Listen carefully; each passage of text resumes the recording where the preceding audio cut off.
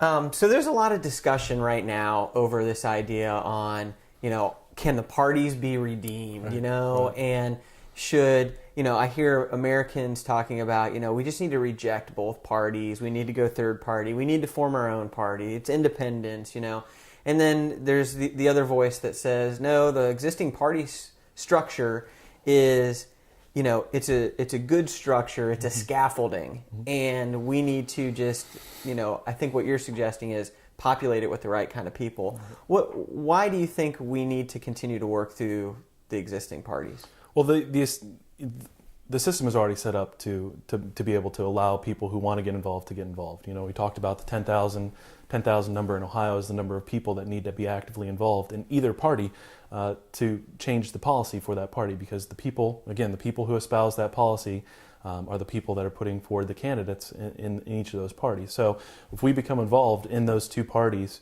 actively and start putting candidates forward that have more freedom loving, becoming accountable to those candidates as well, saying we may not provide an endorsement to you in the next election cycle if you vote for this or if you vote for that. That's unconstitutionally founded.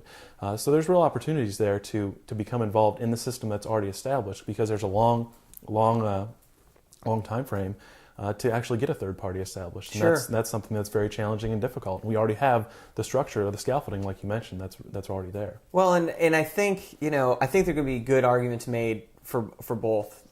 And really, we need to employ all means necessary in order to try to achieve our goals. So I think to ignore the existing party structure just because we don't like the way it's run, just because we don't like the fact that it excludes choice or those types of things, probably isn't a good reason for us to ignore it altogether. We need to figure out a way to infiltrate it and use it for the purposes that really, it's not our purposes. Right. It's not some scheme that we have. This is about bringing this nation back into the vision that the founders established at the beginning. Right. So, right. And shame on us for not being involved in this in the first place. I mean, this is something that's very easy to do, something that's should be included in every 10th grade civics class. Oh, yeah. So understand, this is something that you can do in the future, and it's something that you should be involved in. So yeah. So really, we're really running into up against the deadlines here. I mean, we think about the 2010 elections.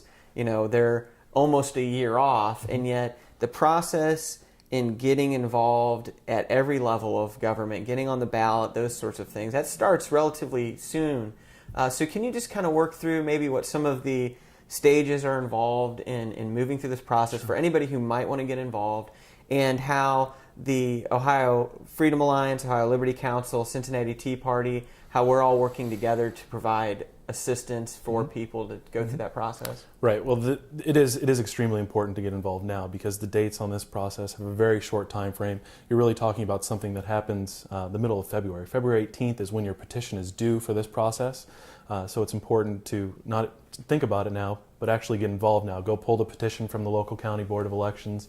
Get involved. You have to be a registered Republican or a registered Democrat to get involved in this process. And if I can interject, that's based off of primary voting history. Right, is that correct? Right. So the way you know that you're a registered Republican or Democrat is the last ballot that you chose in the primary election. So if you've never voted in a primary election, potentially you might be out of the running in this case. But you really need to go and check with the county board of elections, see which party you're registered in, find out your precinct, pull your petition, and get 5 signatures signed by February 18th, and have that turned in before 4 p.m. on the 18th. Okay. And so then after that happens, you get the petition turned in. At that point, you've essentially declared your candidacy. Right. And then what happens from there? From there, really, it's up to you. There's a campaign process that you can undertake. Some of these precinct positions are decided by maybe 50 votes, maybe 100 votes. It's not really a large voting block that goes in and votes for a precinct member. Again, it's just your neighborhood, basically, that's voting for you. So you go around and you campaign door to door and knock on doors and say, I'm interested in running as your precinct member.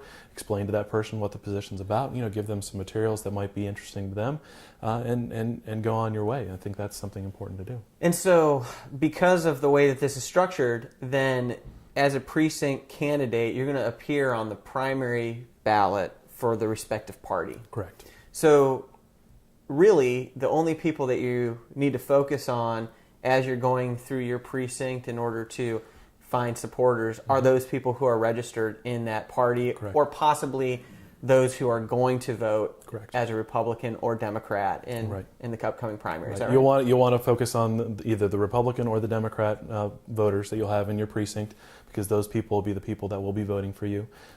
We have some opportunities and some tools that really tone down that list.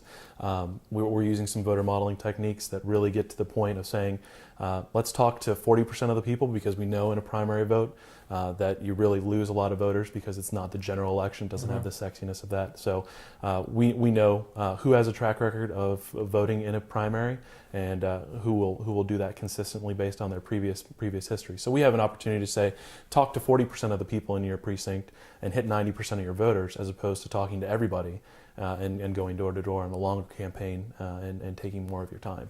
Okay, great. And so can you say, what some of the other, is there any other tools or anything else that's going to be happening between now and when this process gets going here in the next 4 or 5 weeks that are going to be available that you want to mention? Yeah, we're working on a website called activevoter.com. We're going to get that out hopefully in the next few weeks. And basically what you'll be able to do there, log on to the site, enter your last name and your zip code. It'll provide you a list back of all the people with the same last name in your area, and you'll be able to click on you, find out what your precinct is, what your party affiliation is, and we're getting all this information from the Ohio Board of Elections information, so it's a download by county of all that information.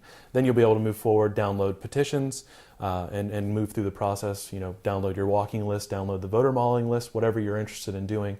We'd like to make that the centralized place for you to go. Find out who your precinct executive is. Maybe you want to talk to that person, find out what they think about the Republican or Democrat Party, who the candidates are, what their interest level is in the process. If they're not involved, it might be a good opportunity for you to step in. Yeah, or for all you know, they might be like-minded individual that you want to partner with. Right. And so that's a great idea.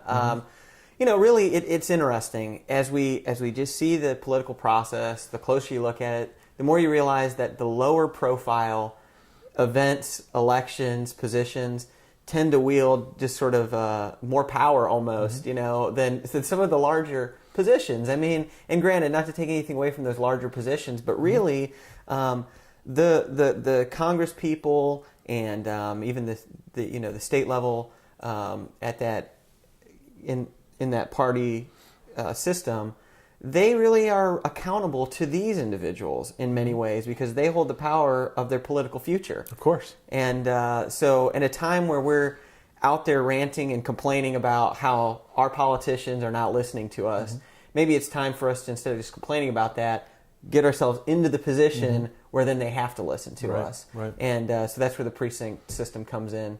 So, Dan, thanks for coming out. And this, again, was Dan Lillback with the Cincinnati Tea Party, the Director of Special Projects. And appreciate you watching.